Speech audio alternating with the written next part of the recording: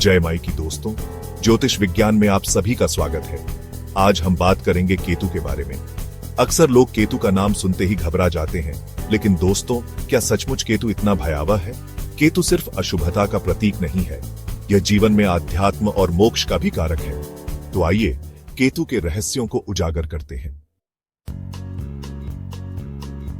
प्रथम भाव, जिसे तन का भाव कहा जाता है, अगर इसमें केतु विराजमान हो तो क्या होता है? ऐसे जातक अक्सर दुर्बल, कृशकाय दिखाई देते हैं। उन्हें कमर का दर्द या वात रोग भी परेशान कर सकते हैं। अगर केतु शुभ हो तो यह उत्तम फल भी देता है। जातक की यात्राएं सफल होती हैं। अशुभ केतु चुनौतियां ला सकता है। जातक के मन में भ्रम बना रह सकता है। वह गलत संगति में पड़ सकता है। यह सब आपके कर्मों पर निर्भर करता है। सच्चाई और ईमानदारी से केतु का नकारात्मक प्रभाव कम होगा। द्वितीय भाव धन, वाणी और परिवार का भाव माना जाता है। अगर केतु यहां विराजमान हो तो जातक को थोड़ा संभल कर चलना होगा। ऐसे जातक कभी कभी गलत संगति में पड़ जाते हैं और अशोभनीय कार्य कर बैठते हैं। परिवार और रिश्तेदारों से भी अनबन हो सकती है। वाणी पर संयम रखना बहुत जरूरी होगा। कभी कभी ऐसा भी होता है कि जातक बिना सोचे समझे पैसा खर्च करता है या फिर गलत कामों में धन गंवा देता है। लेकिन अगर केतु यहाँ शुभ हो, उच्च राशि में हो या फिर शुभ ग्रहों के साथ हो तो जातक धनवान बनता है। उसे जीवन में सभी सुख सुविधाएं प्राप्त होती हैं और परिवार का पूरा साथ मिलता है। याद रखें दोस्तों, केतु सिर्फ कठिनाइयां ही नहीं लाता।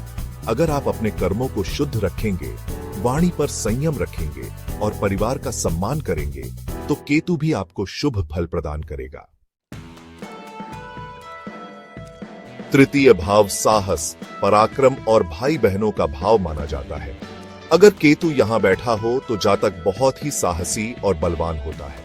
उसके अंदर एक अलग ही ऊर्जा होती है। वह धार्मिक और आध्यात्मिक कार्यों में रुचि रखता है। ऐसे जातक को शास्त्रों का ज्ञान होता है और लोग उसकी बातों को ध्यान से सुनते हैं। हाँ, कभी कभी मन थोड़ा बेचैन रहता है और छोटी छोटी बातों की चिंता लगी रहती है। भाई बहनों से संबंधों में उतार चढ़ाव आ सकते हैं। हो सकता है कि भाइयों से पूरा साथ न मिले, लेकिन बहनों का प्यार और सहयोग हमेशा बना रहेगा। अगर केतु तृतीय भाव में शुभ हो तो जातक के पराक्रम में और भी वृद्धि होती है। वह समाज में मान सम्मान कमाता है और लोगों के दिलों पर राज करता है। चतुर्थ भाव हमारे सुख, माता और घर परिवार का भाव माना जाता है। अगर केतु यहां विराजमान हो तो जातक को मां का पूरा सुख नहीं मिल पाता। हो सकता है कि मां का स्वास्थ्य ठीक न रहे या फिर किसी कारणवश उनसे दूर रहना पड़े। ऐसे जातक को सच्चे मित्र मिलना भी मुश्किल होता है। अगर मित्र बन भी जाए तो उनसे धोखा मिलने की आशंका बनी रहती है। पिता से भी संबंधों में तनाव आ सकता है। जातक को उनके क्रोध का सामना करना पड़ सकता है। लेकिन अगर केतु यहां शुभ हो तो जातक को भौतिक सुखों की प्राप्ति होती है। उसे अच्छा घर, वाहन और अन्य सुख सुविधाएं मिलती हैं। मित्रों का सहयोग प्राप्त होता है और जीवन में सकारात्मकता बनी रहती है। याद रखें दोस्तों, जीवन में सुख दुख तो आते जाते रहते हैं। महत्वपूर्ण यह है कि हम परिस्थितियों का सामना धैर्य और साहस के साथ करें। पंचम भाव संतान, शिक्षा और प्रेम का भाव माना जाता है। अगर केतु यहां विराजमान हो तो जातक को संतान सुख में थोड़ी परेशानी आ सकती है। हो सकता है कि संतान की प्राप्ति में देरी हो या फिर संतान का स्वास्थ्य नाजुक रहे। ऐसे जातक पढ़ाई लिखाई में कम रुचि लेते हैं। उनका मन पढ़ाई में नहीं लगता। प्रेम संबंधों में भी उतार चढ़ाव आ सकते हैं। प्रेम विवाह होने में बाधाएं आ सकती हैं। अगर केतु यहां शुभ हो तो जातक धार्मिक कार्यों में रुचि लेता है। उसे अध्यात्म की ओर झुकाव होता है और वह सादा जीवन जीना पसंद करता है।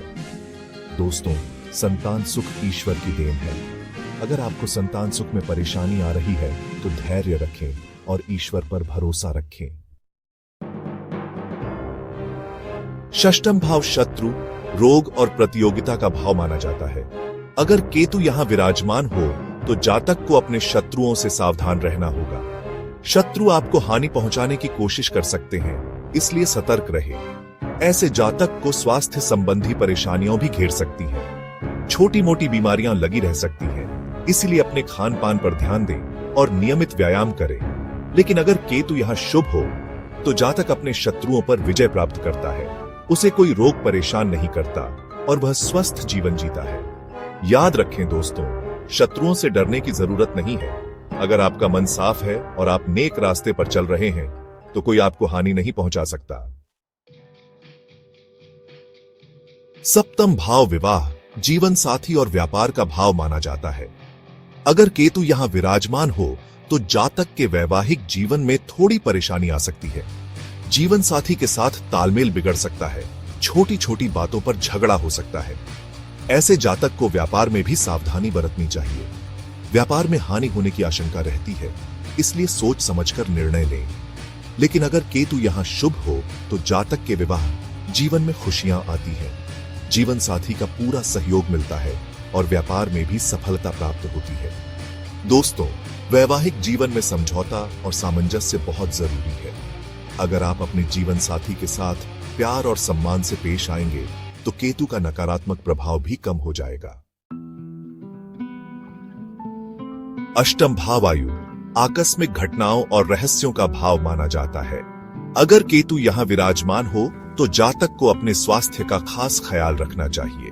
दुर्घटना होने की आशंका रहती है, इसलिए वाहन चलाते समय सावधानी बरतें। ऐसे जातक को अचानक धनहानि भी हो सकती है, इसलिए पैसों का लेन देन सोच समझकर करें। लेकिन अगर केतु यहां शुभ हो तो जातक को दीर्घायु प्राप्त होती है। उसे अचानक धन लाभ भी हो सकता है, किसी प्रॉपर्टी या विरासत के जरिए। दोस्तों, जीवन अनिश्चित है, कब क्या हो जाए यह कोई नहीं जानता, इसलिए हमेशा सतर्क रहें और ईश्वर पर भरोसा रखें। नवम भाव भाग्य, धर्म और उच्च शिक्षा का भाव माना जाता है। अगर केतु यहां विराजमान हो तो जातक का भाग्य साथ नहीं देता, उसे अपनी मेहनत का फल मिलने में देरी होती है। ऐसे जातक धार्मिक कार्यों में कम रुचि लेते हैं, उनका मन धर्म कर्म में नहीं लगता। उच्च शिक्षा प्राप्त करने में भी बाधाएं आ सकती हैं। लेकिन अगर केतु यहां शुभ हो तो जातक भाग्यशाली होता है, उसे अपनी मेहनत का पूरा फल मिलता है और वह जीवन में सफलता प्राप्त करता है। दोस्तों, भाग्य पर कभी घमंड नहीं करना चाहिए। कर्म करते रहें, फल की चिंता न करें। दशम भाव कर्म, व्यवसाय और मान सम्मान का भाव माना जाता है। अगर केतु यहां विराजमान हो तो जातक को नौकरी व्यवसाय में परेशानियों का सामना करना पड़ सकता है। उसे अपनी मेहनत का फल मिलने में देरी होती है, तरक्की में बाधाएं आती हैं। ऐसे जातक को अपने पिता से भी समर्थन नहीं मिल पाता। पिता से मतभेद हो सकता है, उनके रिश्ते में दूरी आ सकती है। लेकिन अगर केतु यहां शुभ हो तो जातक नौकरी व्यवसाय में सफलता प्राप्त करता है, उसे तरक्की मिलती है, मान सम्मान बढ़ता है। दोस्तों, कर्म करते रहें, सफलता जरूर मिलेगी। कभी हार न माने, क्योंकि हारने वाला वही होता है जो कोशिश करना छोड़ देता है। एकादश भाव आय, लाभ और इच्छाओं की पूर्ति का भाव माना जाता है। अगर केतु यहां विराजमान हो तो जातक को धन लाभ के नए रास्ते मिलते हैं। उसे अपने कारोबार में लाभ होता है, निवेश से फायदा होता है। ऐसे जातक की इच्छाएं भी पूरी होती हैं, उसे जीवन में वह सब कुछ मिलता है जो वह चाहता है। लेकिन अगर केतु यहां अशुभ हो तो जातक को धनहानि हो सकती है, उसे अपने कारोबार में घाटा हो सकता है, निवेश से नुकसान हो सकता है। दोस्तों, धन कभी भी जीवन का लक्ष्य नहीं होना चाहिए। धन तो एक साधन है जिससे हम अपने जीवन को सुखमय बना सकते हैं। द्वादश भाव मोक्ष, व्यय और विदेश यात्रा का भाव माना जाता है। अगर केतु यहां विराजमान हो तो जातक को अध्यात्म की ओर झुकाव होता है, उसे मोक्ष प्राप्ति की इच्छा होती है। ऐसे जातक को विदेश यात्रा के अवसर भी प्राप्त होते हैं। हो सकता है कि उसे विदेश जाकर रहने का मौका मिले या फिर वह विदेश में ही अपना कारोबार शुरू करे। लेकिन अगर केतु यहां अशुभ हो तो जातक को धन हानि हो सकती है, उसे अनावश्यक खर्चों पर नियंत्रण रखना होगा। दोस्तों, जीवन का असली उद्देश्य मोक्ष प्राप्ति है, इसलिए हमें अपने कर्मों को ऐसा बनाना चाहिए जिससे हमें मोक्ष की प्राप्ति हो सके। तो दोस्तों, उम्मीद है आपको समझ आया होगा कि केतु हर बार अशुभ फल ही नहीं देता। अगर आप अच्छे कर्म करेंगे, सकारात्मक रहेंगे और अपने लक्ष्य पर ध्यान केंद्रित रखेंगे तो केतु भी आपके लिए शुभ फल लेकर आएगा। याद रखें, ज्योतिष आपको आपकी जिंदगी का रास्ता दिखा सकता है, लेकिन चलना तो आपको ही पड़ेगा। अपने अंदर की शक्ति को पहचानें, डर को त्यागें और आगे बढ़ते रहें। जीवन में सफलता आपके कदम चूमेगी।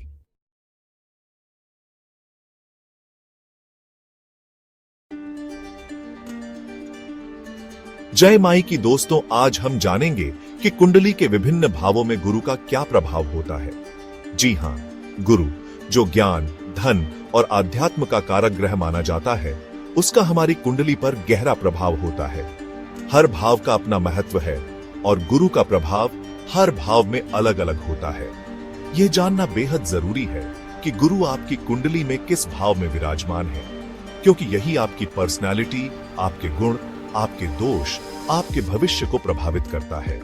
तो आइए शुरू करते हैं इस रहस्यमयी यात्रा को और जानते हैं गुरु के प्रभावों के बारे में विस्तार से। पहले भाव में स्थित गुरु आपको गद्दी पर बैठा साधु, राजगुरु या मठाधीश बनाता है।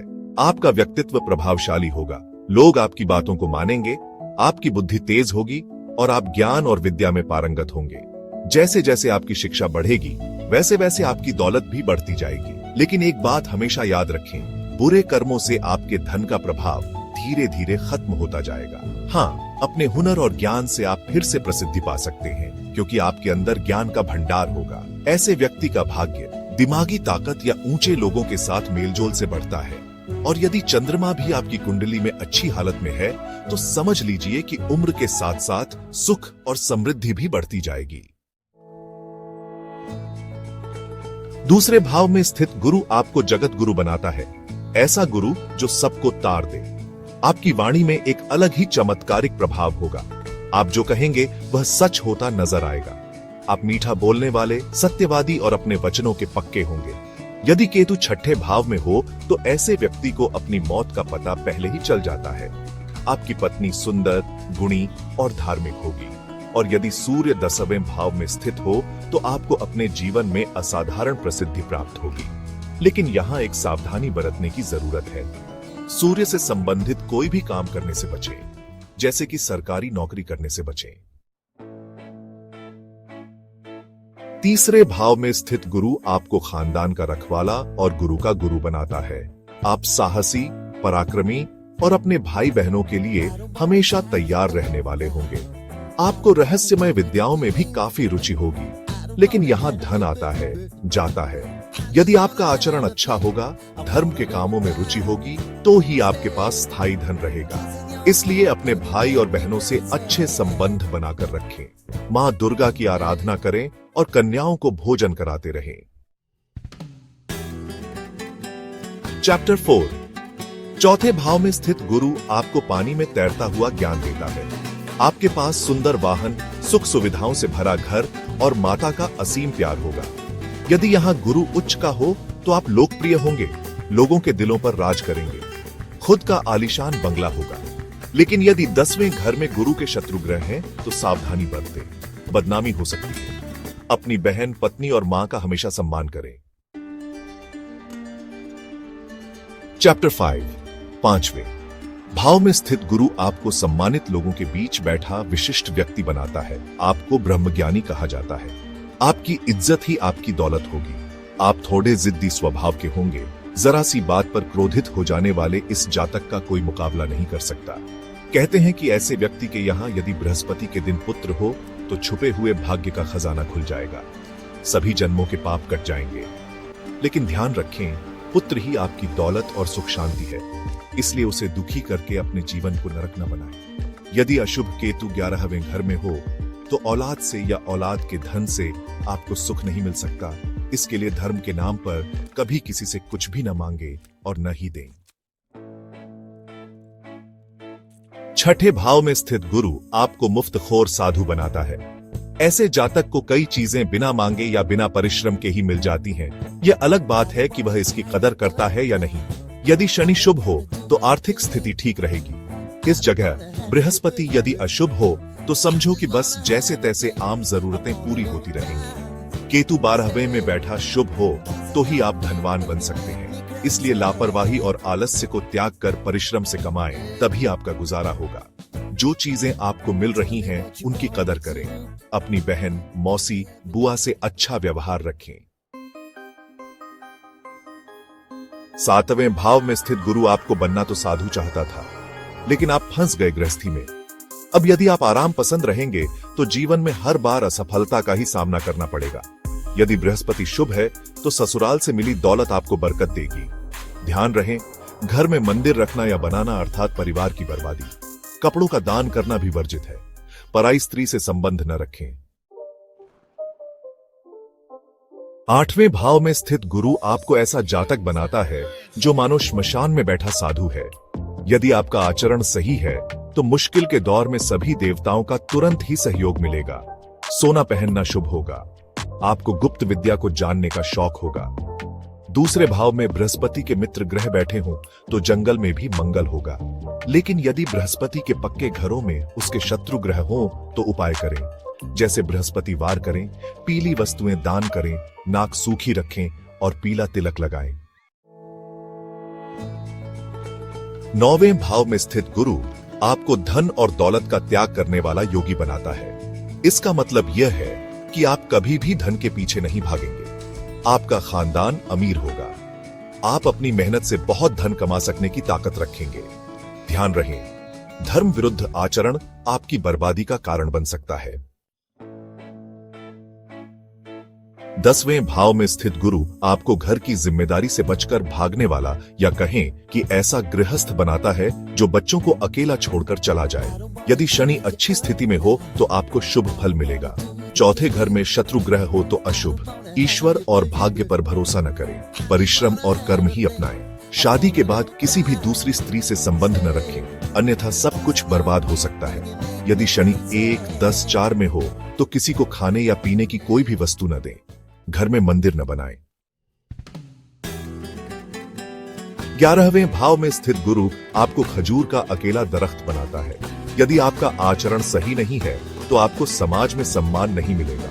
यहाँ बृहस्पति अच्छा न्याय नहीं कर पाता है। आपका जीवन आपके पिता के भाग्य से चलता है। पिता के जाने के बाद सब कुछ नष्ट हो सकता है। इसलिए परोपकार और गरीबों की मदद करने के अवसर को न चूकें। धर्म के प्रति अविश्वास प्रकट न करें। पिता का अपमान न करें। वादों को पूरा न करने से नुकसान होगा। रिश्तेदारों से अच्छे संबंध बनाकर रखें। 12वें भाव में स्थित गुरु आपको ज्ञानी तो बनाता है, लेकिन थोड़ा बैरागी भी बनाता है। धार्मिक विश्वास और संध्या वंदन को नियमित करने से भाग्य जागृत रहेगा। बैरागी बनकर रहने से अच्छा है कि आप अपनी जिम्मेदारी को समझें और उसे निभाएं। ध्यान रहे, गले में माला न पहने। वृक्ष काटने का काम न करें। गुरु या साधु का अपमान न करें। बहुत ज्यादा न बोलें। वाणी पर संयम रखकर ही उत्तर दें। दोस्तों, इस प्रकार हमने देखा कि कुंडली के विभिन्न भावों में गुरु का प्रभाव अलग अलग होता है।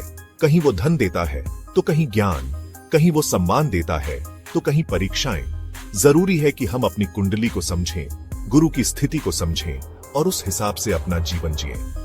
इन सावधानियों और उपायों को ध्यान में रखकर आप अपने जीवन को बेहतर बना सकते हैं।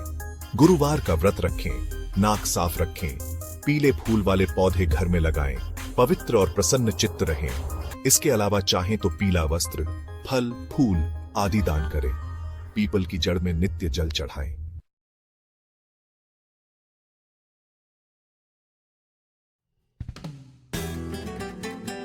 जय माई की दोस्तों, आज हम बात करेंगे एक ऐसे विषय की जो हमारे जीवन को बहुत गहराई से प्रभावित करता है।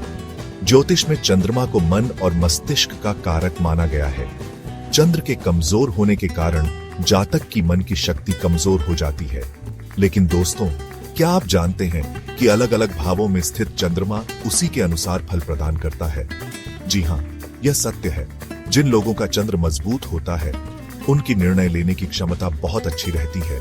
वे जीवन में आने वाली चुनौतियों का डटकर सामना करते हैं और सफलता प्राप्त करते हैं। तो दोस्तों, आज हम जानेंगे कि कैसे आप अपनी कुंडली में चंद्रमा की स्थिति को समझकर उसके हिसाब से उपाय करके अपने जीवन को बेहतर बना सकते हैं। जानते हैं चंद्रमा को मजबूत करने के उपाय। दोस्तों, कुंडली का प्रथम भाव, जिसे लग्न भाव भी कहते हैं, यह आपकी व्यक्तित्व को दर्शाता है। अगर आपकी कुंडली में चंद्रमा प्रथम भाव में है और कमजोर है तो इसका प्रभाव आपके आत्मविश्वास पर पड़ता है। आप खुद को दूसरों से कम आंकने लगते हैं, निर्णय लेने में हिचकिचाहट होती है।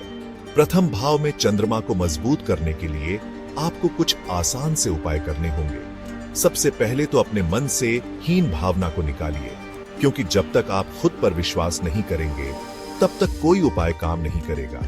इसके साथ ही आप अपने पलंग के पैरों में तांबे के छल्ले लगवा सकते हैं। तांबा एक ऐसा धातु है जो चंद्रमा की ऊर्जा को ग्रहण करता है और आपके शरीर में प्रवाहित करता है। इसके अलावा वट वृक्ष में जल अर्पित करना भी बहुत शुभ माना जाता है। दोस्तों, कुंडली का दूसरा भाव धन, वाणी और परिवार का भाव माना जाता है। अगर आपकी कुंडली में चंद्रमा द्वितीय भाव में स्थित है और कमजोर है तो आपको आर्थिक तंगी का सामना करना पड़ सकता है। वाणी में कटुता आ सकती है और पारिवारिक जीवन में क्लेश का सामना करना पड़ सकता है। द्वितीय भाव में स्थित कमजोर चंद्रमा को मजबूत करने के लिए आपको अपनी मां का आशीर्वाद लेना चाहिए।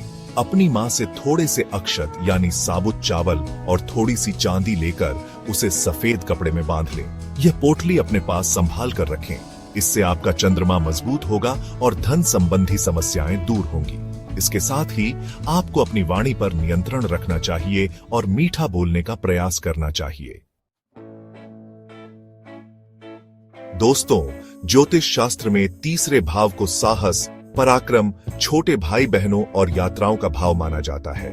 तीसरे भाव में चंद्रमा अगर कमजोर हो तो व्यक्ति को साहस और पराक्रम का अभाव रहता है। ऐसे व्यक्ति छोटी छोटी मुश्किलों से घबरा जाते हैं। ज्योतिष में इसके लिए कुछ उपाय बताए गए हैं। चांदी की चीजें, चावल और दूध का दान करें। मां दुर्गा की आराधना करें। इससे साहस और आत्मविश्वास मिलेगा।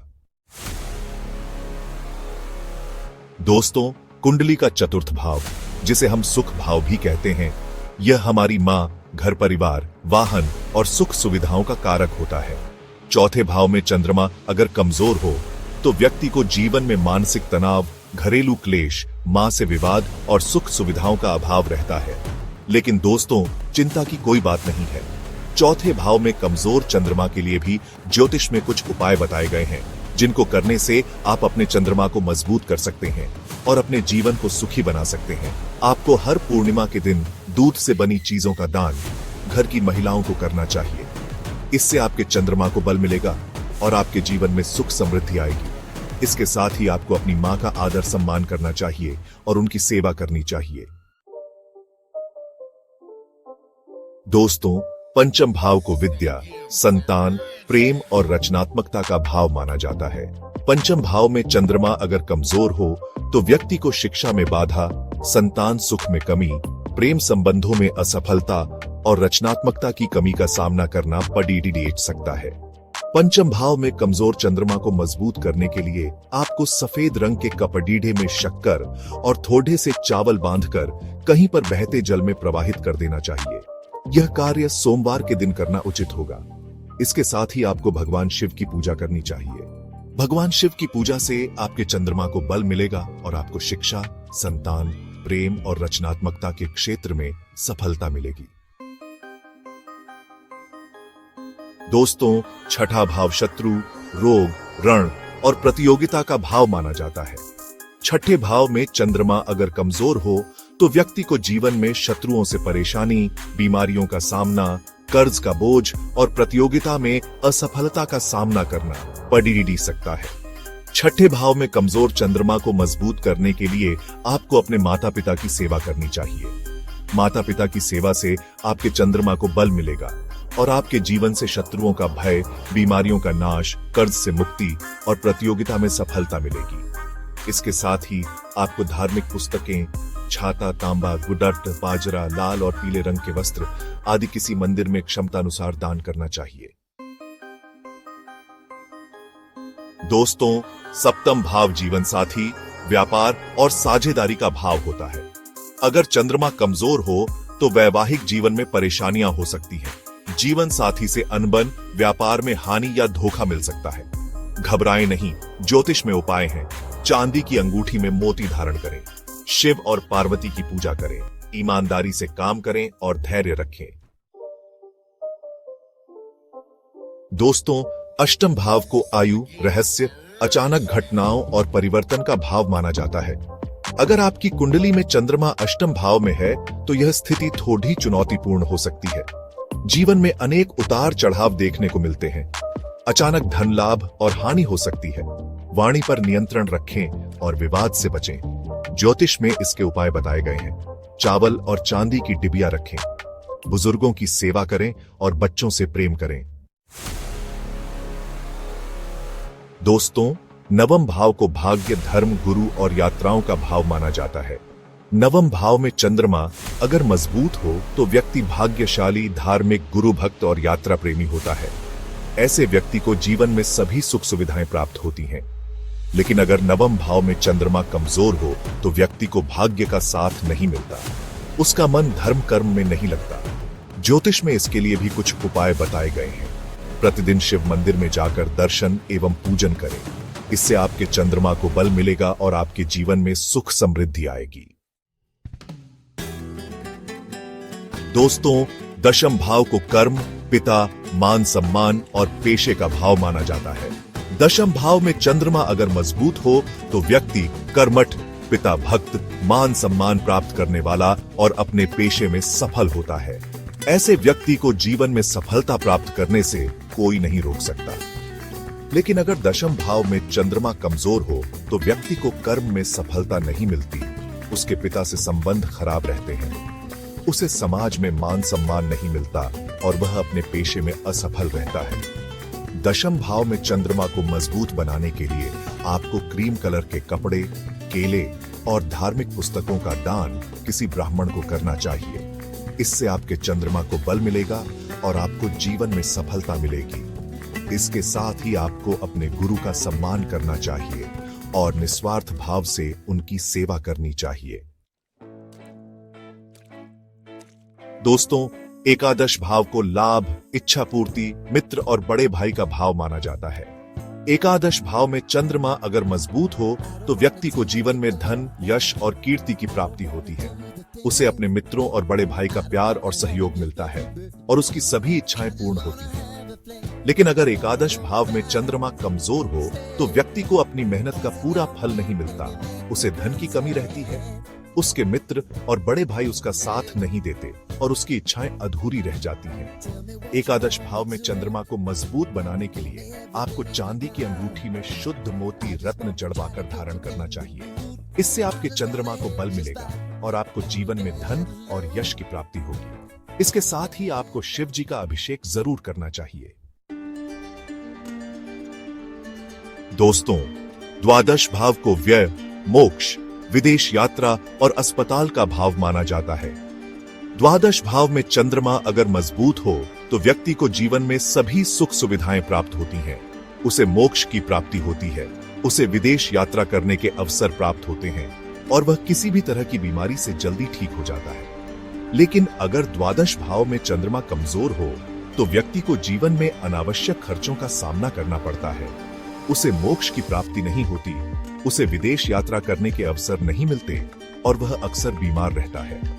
द्वादश भाव में चंद्रमा को मजबूत बनाने के लिए आपको धार्मिक स्थल की यात्रा करनी चाहिए।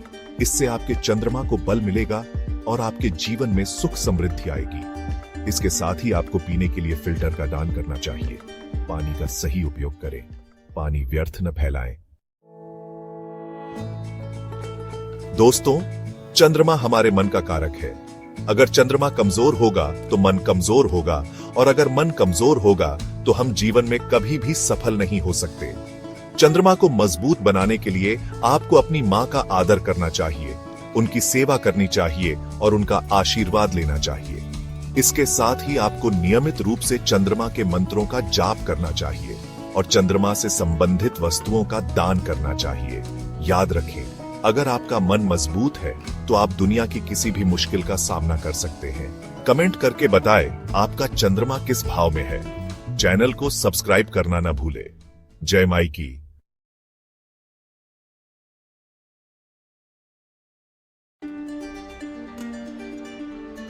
जय माई की। दोस्तों, आज हम बात करेंगे मंगल ग्रह के बारे में, जो साहस, ऊर्जा और कार्यक्षमता का कारक है। लेकिन जब यह अशुभ स्थिति में होता है तो जीवन में परेशानियां लाता है। इस वीडियो में हम जानेंगे कि मंगल ग्रह का आपकी कुंडली के विभिन्न भावों में क्या प्रभाव पड़ता है और इन अशुभ प्रभावों को दूर करने के अचूक उपाय। तो आइए शुरू करते हैं और मंगल के रहस्यों को उजागर करते हैं। प्रथम भाव, जिसे लग्न भाव भी कहा जाता है। यदि इस भाव में मंगल विराजमान हो तो जातक झूठा और मक्कार हो सकता है। इसके अलावा जातक के जीवन में कई प्रकार की समस्याएं उत्पन्न हो सकती हैं। मंगल के प्रथम भाव में होने से जातक की पत्नी को अग्नि दुर्घटना का भय बना रहता है। यह स्थिति बहुत ही चिंताजनक हो सकती है और इसके लिए विशेष उपाय करने की आवश्यकता होती है। ऐसे जातकों के दो विवाह के योग भी बनते हैं और उनकी पत्नी रोगग्रस्त भी रह सकती है। यह स्थिति उनके वैवाहिक जीवन को भी प्रभावित कर सकती है। मंगल के अशुभ प्रभावों को कम करने के लिए प्रतिदिन हनुमान चालीसा का पाठ करें। मंगलवार के दिन मिट्टी के घड़े में गुड़ डालकर उसे सुनसान स्थान पर रखाएं। लाल रंग के वस्त्रों का अधिक से अधिक उपयोग करें और मंगलवार का व्रत रखें। द्वितीय भाव धन, वाणी और परिवार का भाव होता है। यह भाव हमारे जीवन में आर्थिक स्थिरता, पारिवारिक सुख और संवाद की गुणवत्ता को दर्शाता है। यदि इस भाव में मंगल स्थित हो तो जातक को 9 वर्षों तक रोग से पीड़ित रहना पड़ सकता है। विवाहित जीवन में पति पत्नी में आपसी क्लेश बना रहता है। यह क्लेश छोटी छोटी बातों पर हो सकता है जो धीरे धीरे बड़े विवाद का रूप ले सकता है। द्वितीय भाव में स्थित मंगल के अशुभ प्रभावों को दूर करने के लिए दोपहर के समय बच्चों को फल बांटें। लाल रुमाल सदैव अपने पास रखें। 1.25 किलो या 5.25 किलो रेवड़ियां बहते जल में प्रवाहित करें। यह उपाय मंगल के दोष को शांत करने में सहायक होता है और 5 छुहारे जल में उबालकर नदी में प्रवाहित करें। तृतीय भाव साहस, पराक्रम और छोटे भाई बहनों का भाव माना जाता है। यदि इस भाव में मंगल हो तो जातक शराबी, चालबाज और धोखेबाज हो सकता है। मंगल के अशुभ प्रभाव से जातक को ब्लड प्रेशर जैसी गंभीर बीमारियां भी हो सकती हैं। तृतीय भाव में स्थित मंगल के अशुभ प्रभावों से बचने के लिए चापलूस मित्रों से दूरी बनाकर रखें। 5.5 रत्ती मूंगा रत्न सोने की अंगूठी में जड़वाकर मंगलवार के दिन धारण करें। यदि मूंगा धारण करने की क्षमता न हो तो सिद्ध मंगल यंत्र धारण करें। हाथी दांत से बनी वस्तुएं घर में न रखें और चांदी की अंगूठी बाएं हाथ की उंगली में धारण करें। चतुर्थ भाव सुख, माता और भूमि भवन का भाव होता है। यदि इस भाव में मंगल स्थित हो तो जातक मांगलिक होता है और संतान सुख से वंचित रह सकता है। चतुर्थ भाव में स्थित मंगल के अशुभ प्रभावों को कम करने के लिए त्रिधातु की अंगूठी धारण करें। सिद्ध मंगल यंत्र गले में अथवा दाहिने बाजू पर धारण करें। देवताओं की मूर्तियां घर में स्थापित न करें और अपने बिस्तर, तकिया आदि पर लाल रंग का कवर चढ़ाएं। पंचम भाव संतान, शिक्षा और प्रेम का भाव होता है। यदि इस भाव में मंगल स्थित हो तो जातक पाप कर्मों में लिप्त और शराबी हो सकता है। पंचम भाव में स्थित मंगल के अशुभ प्रभावों को कम करने के लिए रात को सोने से पहले तांबे के लोटे में पानी भरकर रखें और सुबह उस जल को पीपल के वृक्ष की जड़ में डाल दें। अपने आंगन में नीम का पेड़ लगाएं और सिद्ध मंगल यंत्र गले में धारण करें। 5.25 रत्ती मूंगा की अंगूठी बनवाकर दाहिने हाथ की उंगली में मंगलवार के दिन धारण करें। षष्ठम भाव रोग, रण और शत्रु का भाव होता है। यदि इस भाव में मंगल स्थित हो तो जातक बवासीर या ब्लड प्रेशर जैसी बीमारियों से पीड़ित हो सकता है। षष्ठम भाव में स्थित मंगल के अशुभ प्रभावों को दूर करने के लिए 4 सूखे खड़कते नारियल मंगलवार के दिन नदी में प्रवाहित करें। मंगलवार के दिन हनुमान जी को सिंदूर चढ़ाएं और पीले लड्डू का प्रसाद चढ़ाकर लोगों को बांटें। सिद्ध मंगल यंत्र धारण करें। सप्तम भाव विवाह, जीवन साथी और व्यापार का भाव होता है। यदि इस भाव में मंगल स्थित हो तो जातक की पत्नी क्रोधी स्वभाव की होगी और जातक स्वयं क्रोध के कारण अपना नुकसान कर लेता है।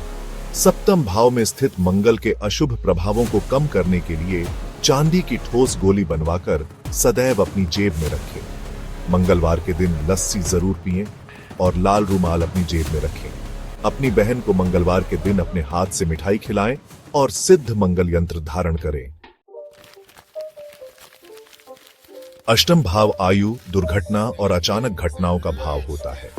यदि इस भाव में मंगल स्थित हो तो जातक अल्पायु और दरिद्र होता है। अष्टम भाव में स्थित मंगल के अशुभ प्रभावों से बचने के लिए विधवा स्त्री की सेवा करें, चांदी की चेन धारण करें और सिद्ध मंगल यंत्र जरूर धारण करें, त्रिधातु की अंगूठी धारण करें और हनुमान चालीसा का प्रतिदिन पाठ करें। नवम भाव भाग्य, धर्म और पिता का भाव होता है। यदि इस भाव में मंगल स्थित हो तो जातक क्रोधी स्वभाव का होता है और उसकी शिक्षा अधूरी रह सकती है। नवम भाव में स्थित मंगल के अशुभ प्रभावों को कम करने के लिए मंगलवार को 21, 51 या 101 हनुमान चालीसा बांटें। मंगलवार को हनुमान जी को सिंदूर और लड्डू चढ़ाएं। सिद्ध मंगल यंत्र धारण करें और तांबे के साथ चौकोर टुकड़े बनाकर मिट्टी के नीचे दबा दें। दशम भाव कर्म, व्यवसाय और मान सम्मान का भाव होता है। यदि इस भाव में मंगल स्थित हो तो जातक को चोरी के आरोप में जेल जाना पड़ सकता है। दशम भाव में स्थित मंगल के अशुभ प्रभावों को कम करने के लिए संतानहीन दंपत्ति की सेवा करें, घर में हिरण पालें और मंगलवार को मीठा भोजन करें। हनुमान जी को लड्डू चढ़ाएं और मंगलवार को हनुमान चालीसा बांटें। एकादश भाव आय, लाभ और इच्छाओं की पूर्ति का भाव होता है। यदि इस भाव में मंगल स्थित हो तो जातक कर्जदार रहता है और उसकी संतान झगड़ालू होती है। एकादश भाव में स्थित मंगल के अशुभ प्रभावों को कम करने के लिए बिना जोड़ वाला सोने का छल्ला धारण करें, काला कुत्ता पालें और केसर का तिलक लगाएं। मंगल व्रत रखें और पीले लड्डू का प्रसाद बांटें। द्वादश भाव व्यय, हानि और मोक्ष का भाव होता है। यदि इस भाव में मंगल स्थित हो तो जातक को शत्रुओं से हानि का सामना करना पड़ सकता है। द्वादश भाव में स्थित मंगल के अशुभ प्रभावों को कम करने के लिए चांदी की चेन धारण करें, लाल रूमाल सदैव अपने पास रखें और 1 किलो पतासे मंगलवार के दिन बहते जल में प्रवाहित करें। सिद्ध मंगल यंत्र धारण करें।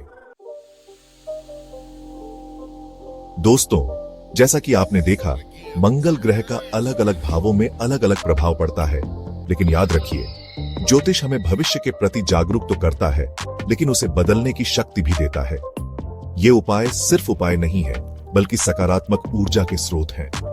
इन उपायों को श्रद्धा और विश्वास के साथ अपनाएं और देखें कि कैसे आपके जीवन में सकारात्मक बदलाव आते हैं। जय माई की।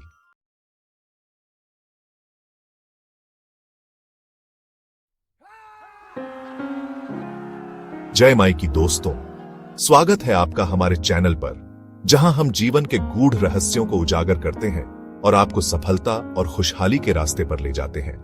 आज हम जानेंगे बुध का सभी भावों में फल और उपाय। जैसे कि आप जानते हैं, ज्योतिष में ग्रहों का विशेष महत्व होता है और हर ग्रह का अपना अलग प्रभाव होता है। बुध ग्रह को बुद्धि, वाणी, व्यापार और संचार का कारक माना जाता है। यह ग्रह आपके जीवन के कई पहलुओं को प्रभावित करता है, आपके सोचने के तरीके से लेकर आपके बोलने के तरीके तक। इस वीडियो में हम जानेंगे कि बुध ग्रह का हर भाव में अलग अलग प्रभाव होता है और इसके उपाय भी अलग होते हैं। तो आइए शुरू करते हैं इस ज्ञानवर्धक यात्रा पर और समझते हैं बुध ग्रह के रहस्यों को। पहले भाव में बुध का होना व्यक्ति को आकर्षक व्यक्तित्व प्रदान करता है। ऐसा व्यक्ति सुंदर, सुडौल और आकर्षक होता है। यह भाव लग्न भाव भी कहलाता है और यहाँ बुध होने से व्यक्ति में तेज बुद्धि, वाक्पटुता और चतुराई देखने को मिलती है।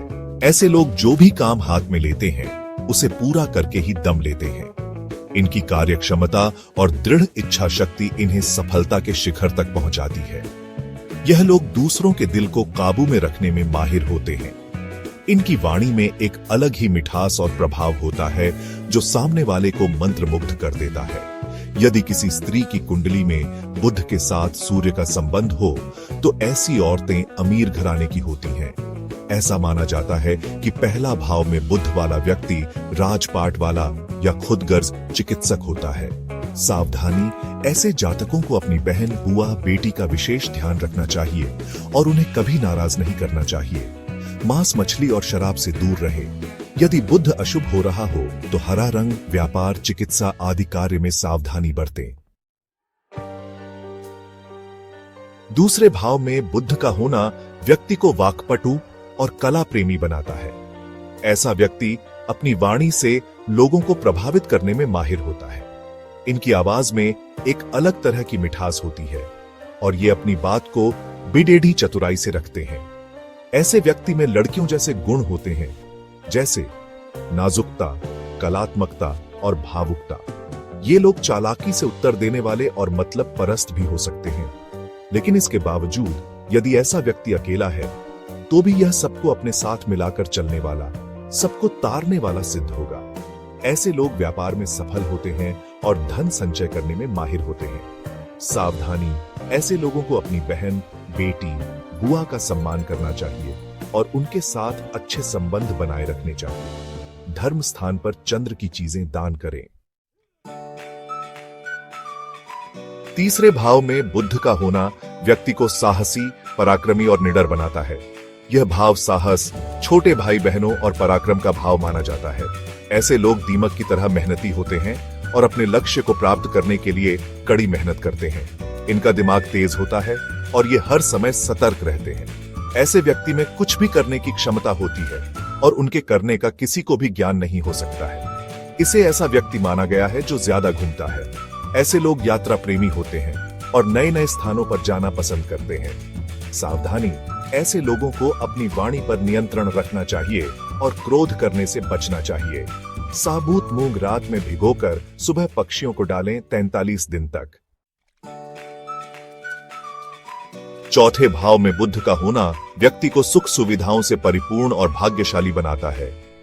यह भाव माता, भूमि, भवन और वाहन का भाव माना जाता है। यहां बुध है तो राजयोग बन सकता है। ऐसा व्यक्ति हुनरमंद होता है। ऐसे लोग अपनी माता के बहुत करीब होते हैं और उनसे विशेष स्नेह रखते हैं। ऐसे व्यक्ति का सरकारी नौकरी में रुतबा होता है और किसी भी तरह नौकरी में उन्नति करता रहेगा। ये लोग अपने घर परिवार के प्रति बहुत जिम्मेदार होते हैं और अपने परिवार को सभी सुख सुविधाएं प्रदान करने का प्रयास करते हैं। सावधानी, ऐसे लोगों को गुरु का उपाय करना चाहिए और अपने माता पिता का ध्यान रखना चाहिए।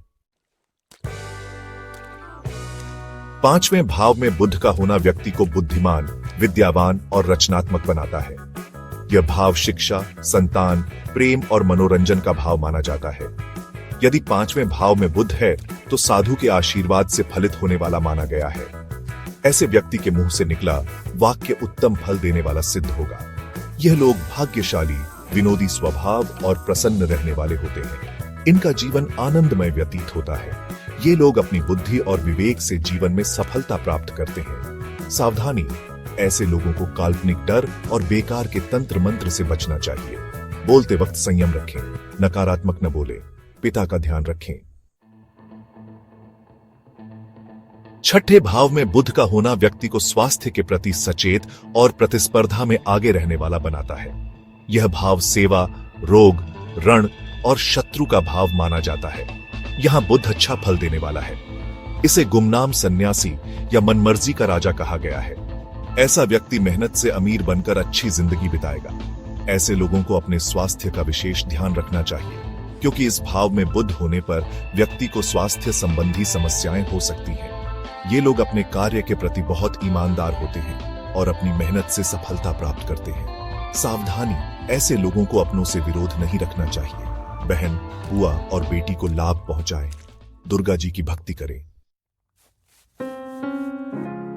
सातवें भाव में बुध का होना व्यक्ति को मनमोहक व्यक्तित्व और व्यापारिक क्षमता प्रदान करता है। यह भाव जीवन साथी, साझेदारी और व्यापार का भाव माना जाता है। यहाँ बुध के होने का अर्थ व्यक्ति लेखन में रुचि रखने वाला हो या न हो, फिर भी कलम की शक्ति रखेगा। ऐसे लोग अपने जीवन साथी के साथ अच्छे संबंध बनाए रखते हैं और उनका जीवन सुखी व्यतीत होता है। यह लोग कुल, खानदान को तारने वाला और सौभाग्यशाली होते हैं। ये लोग व्यापार में सफल होते हैं और अपने व्यापार को नई ऊंचाइयों तक ले जाते हैं। सावधानी, ऐसे लोगों को अपनी पत्नी या पति से अच्छा संबंध रखना चाहिए। धन जमा करने की प्रवृत्ति डालें। आठवें भाव में बुध का होना व्यक्ति को गूढ़ विद्याओं में रुचि और अनुसंधान की प्रवृत्ति प्रदान करता है। यह भाव आयु, मृत्यु, अचानक घटनाओं और रहस्यों का भाव माना जाता है। यहां बुध है तो व्यक्ति गुप्त विद्याओं में रुचि रखने वाला तथा तेज स्मरण शक्ति का होगा। ऐसे लोगों की रुचि ज्योतिष, तंत्र मंत्र, अध्यात्म और गुप्त विद्याओं में होती है।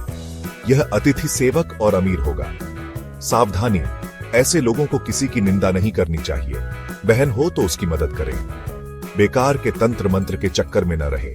दुर्गा जी की भक्ति करें। 9वें भाव में बुध का होना व्यक्ति को धार्मिक, भाग्यशाली और ज्ञान प्राप्ति में रुचि रखने वाला बनाता है। यह भाव भाग्य, धर्म, गुरु और दूर यात्रा का भाव माना जाता है। यहां बुध है तो समझो व्यक्ति जादुई सोच वाला, उत्तम विद्वान और सज्जन है। ऐसे लोग धार्मिक होते हैं। ऐसे लोगों का भाग्य प्रबल होता है और इन्हें जीवन में अनेक सुअवसर प्राप्त होते हैं। ये लोग ज्ञान प्राप्ति के लिए हमेशा उत्सुक रहते हैं और दूर देशों की यात्रा कर सकते हैं। सावधानी, ऐसे लोगों को पिता, गुरु या सज्जन व्यक्ति का अपमान नहीं करना चाहिए, बल्कि इनका ध्यान रखेंगे तो तरक्की पाएंगे। 10वें भाव में बुध का होना व्यक्ति को कर्मठ, राजनीति में रुचि रखने वाला और प्रतिष्ठित बनाता है। यह भाव कर्म, व्यवसाय, मान सम्मान और पिता का भाव माना जाता है। ऐसा व्यक्ति नास्तिक हो सकता है। ऐसे लोग अपने कार्य के प्रति बहुत मेहनती होते हैं और उच्च पद प्राप्त करते हैं। ये लोग राजनीति में भी सफल हो सकते हैं। यह जी हुजूरी करने वाला, शरारती और मतलब परस्त भी हो सकता है। ऐसे लोग पैतृक संपत्ति के मालिक होते हैं। सावधानी, ऐसे लोगों को खाने पर नियंत्रण रखना चाहिए, अन्यथा बहुत तेजी से शरीर का क्षरण होने लगेगा। 11वें भाव में बुध का होना व्यक्ति को धनवान, मित्रों का साथ देने वाला और सामाजिक बनाता है। यह भाव आय, लाभ, मनोकामनाओं और सामाजिक प्रतिष्ठा का भाव माना जाता है। ऐसे लोग धनवान मगर बेवकूफ हो सकते हैं। इनकी आय के साधन अच्छे होते हैं और इन्हें जीवन में सभी प्रकार के भौतिक सुख प्राप्त होते हैं, परंतु आलस के कारण ही जितना श्रम उतना ही लाभ मिलेगा। ये लोग अपने मित्रों के साथ वफादार रहते हैं और उनकी मदद के लिए हमेशा तैयार रहते हैं। सावधानी, ऐसे लोगों को किसी फकीर, तांत्रिक, ज्योतिष या साधु से किसी भी प्रकार की कोई वस्तु नहीं लेनी चाहिए। 12वें भाव में बुध का होना व्यक्ति को आध्यात्मिक, परोपकारी और विदेश यात्रा करने वाला बनाता है। यह भाव मोक्ष, वैराग्य, एकांतवास और विदेश यात्रा का भाव माना जाता है। ऐसे लोगों का झुकाव आध्यात्म की ओर होता है और ये सामाजिक कार्यों में रुचि लेते हैं। ऐसे लोग अच्छे दिल के मगर जल्दी के चक्कर में वो अपना नुकसान कर लेते हैं। यह घर के बड़ों से विरोध करते हैं। सावधानी, ऐसे लोगों को अपनी वाणी पर नियंत्रण रखना चाहिए। काम पूरा करना सीखें। रोज दुर्गा जी के मंदिर जाए। दोस्तों, जीवन में सफलता और खुशहाली के लिए ग्रहों का ज्ञान बहुत जरूरी है। बुध ग्रह को समझकर और उसके उपाय करके हम अपने जीवन को बेहतर बना सकते हैं। मुझे उम्मीद है कि यह वीडियो आपके लिए फायदेमंद रहा होगा। अगर आपको यह वीडियो पसंद आया हो तो इसे लाइक करें, शेयर करें और हमारे चैनल को सब्सक्राइब करना न भूलें। धन्यवाद।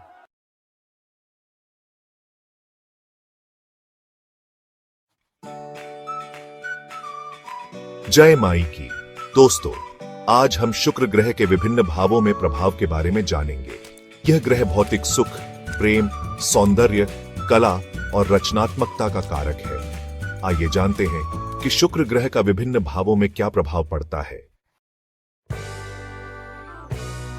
यदि आपकी कुंडली में शुक्र लग्न स्थान में है तो आप आकर्षक व्यक्तित्व वाले, सुंदर और प्रभावशाली होते हैं। आपका व्यक्तित्व ऐसा होता है कि लोग आपकी ओर खींचे चले आते हैं। आपकी मुस्कान और आपकी आंखों में एक विशेष चमक होती है जो लोगों को प्रभावित करती है। कला, संगीत और सौंदर्य की ओर स्वाभाविक झुकाव रखते हैं। आप में रचनात्मकता की कोई कमी नहीं होती और आप अपने आसपास की दुनिया को सुंदर बनाने का प्रयास करते हैं। चाहे वह पेंटिंग हो, संगीत हो या किसी अन्य कला का रूप, आप उसमें निपुण होते हैं। प्रेम और रोमांस का विशेष महत्व होता है। आप अपने साथी के प्रति बहुत ही वफादार और समर्पित होते हैं। आपके रिश्ते में मिठास और समझदारी होती है जो आपके जीवन को और भी सुखद बनाती है। आप अपने साथी के साथ समय बिताना पसंद करते हैं और उनके साथ हर पल का आनंद लेते हैं। दूसरा भाव धन, वाणी, परिवार और प्रारंभिक शिक्षा का भाव होता है। यह भाव हमारे जीवन के उन पहलुओं को दर्शाता है जो हमारी जड़ों से जुड़े होते हैं। यह हमारे बचपन, हमारे परिवार के साथ बिताए गए समय और हमारे प्रारंभिक शिक्षा के अनुभवों को भी दर्शाता है। इस भाव का हमारे जीवन में बहुत महत्वपूर्ण स्थान होता है, क्योंकि यह हमारे व्यक्तित्व की नींव रखता है। शुक्र का इस भाव में होना जातक को प्रियभाषी और बुद्धिमान बनाता है। शुक्र का प्रभाव जातक की वाणी में मिठास और आकर्षण लाता है, जिससे वे दूसरों के साथ संवाद करने में कुशल होते हैं। उनकी बुद्धिमत्ता और ज्ञान की गहराई उन्हें जीवन के विभिन्न क्षेत्रों में सफलता दिलाती है। वे अपने विचारों को स्पष्ट और प्रभावी ढंग से व्यक्त करने में सक्षम होते हैं। ऐसे लोग अपनी मीठी वाणी से सबका मन मोह लेते हैं। उनकी बातचीत में एक विशेष प्रकार की आकर्षण शक्ति होती है, जो लोगों को उनकी ओर खींचती है। वे अपने शब्दों से लोगों के दिलों को छूने की क्षमता रखते हैं और उनकी उपस्थिति में लोग सहज महसूस करते हैं। उनकी वाणी में एक प्रकार की जादुई शक्ति होती है, जो लोगों को मंत्रमुग्ध कर देती है। ये जौहरी, कवि या कला से जुड़े किसी भी क्षेत्र में सफलता प्राप्त कर सकते हैं। शुक्र का प्रभाव उन्हें रचनात्मकता और कला के क्षेत्र में उत्कृष्टता प्राप्त करने की क्षमता प्रदान करता है। वे अपने कार्य में निपुण होते हैं और अपनी कला के माध्यम से समाज में एक विशेष स्थान प्राप्त करते हैं। उनकी रचनात्मकता और कला के प्रति समर्पण उन्हें अपने क्षेत्र में उच्चतम शिखर तक पहुंचाता है। तीसरा भाव साहस, पराक्रम, भाई बहन और छोटी यात्राओं का भाव होता है। यह भाव हमारे साहस और आत्मविश्वास को दर्शाता है और यह भी बताता है कि हम अपने भाई बहनों के साथ कैसे संबंध रखते हैं। छोटी यात्राएं और रोमांचक गतिविधियां भी इस भाव के अंतर्गत आती हैं, जो हमारे जीवन में उत्साह और ऊर्जा लाती है। जब शुक्र इस भाव में होता है तो यह जातक के प्रेम और रोमांस के प्रति दृष्टिकोण को प्रभावित करता है। शुक्र का तीसरे भाव में होना यह दर्शाता है कि जातक अपने प्रेम संबंधों में साहसी और रोमांचक होते हैं। वे अपने साथी के साथ नई जगहों की खोज करना और नई गतिविधियों में भाग लेना पसंद करते हैं। शुक्र का तीसरे भाव में होना जातक को रचनात्मकता और कला के प्रति एक विशेष दृष्टिकोण देता है। वे अपने विचारों और भावनाओं को कला के माध्यम से व्यक्त करना पसंद करते हैं। यह स्थिति उन्हें एक उत्कृष्ट कलाकार, लेखक या संगीतकार बना सकती है। चौथा भाव माता सुख, वाहन संपत्ति और गृहस्थी का भाव होता है।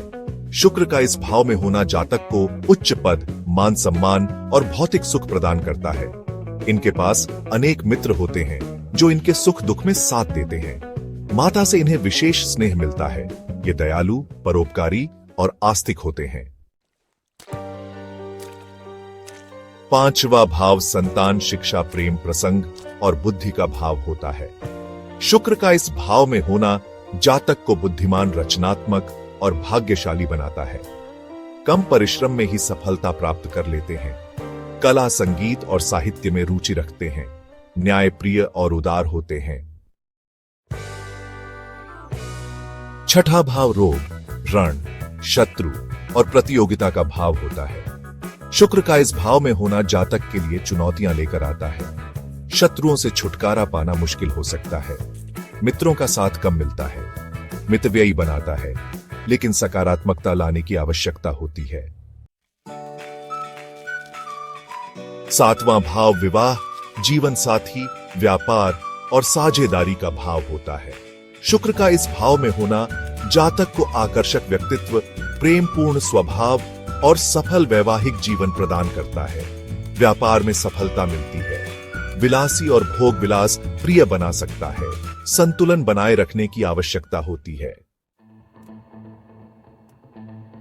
आठवां भाव आयु, मृत्यु, अचानक लाभ और रहस्यमय विद्याओं का भाव होता है। शुक्र का इस भाव में होना जातक के जीवन में अप्रत्याशित घटनाएं लेकर आता है। वाहन आदि का सुख प्राप्त होता है। कर्ज लेने की प्रवृत्ति हो सकती है। क्रोध और चिड़चिड़ा स्वभाव परेशानी का कारण बन सकते हैं। नौवां भाव भाग्य, धर्म, गुरु और उच्च शिक्षा का भाव होता है। शुक्र का इस भाव में होना जातक को अत्यंत भाग्यशाली, धार्मिक और ज्ञानी बनाता है। बिना अधिक परिश्रम के सफलता मिलती है। धार्मिक कार्यों में गहरी आस्था होती है। उच्च शिक्षा प्राप्त करने में सफलता मिलती है। 10वां भाव कर्म, व्यवसाय, मान सम्मान और पिता का भाव होता है। शुक्र का इस भाव में होना जातक को कलात्मकता, सौंदर्य बोध और भौतिक सुख प्रदान करता है। करियर में सफलता प्राप्त करते हैं। लोभी और कृपण बना सकता है। संतान सुख में कमी आ सकती है। 11वां भाव आय, लाभ, इच्छा पूर्ति और मित्रों का भाव होता है। शुक्र का इस भाव में होना जातक को भाग्यशाली, धनवान और सुखी बनाता है। सभी इच्छाएं पूर्ण होती हैं। धन का सही उपयोग करते हैं। प्रेम प्रसंगों में सफलता मिलती है।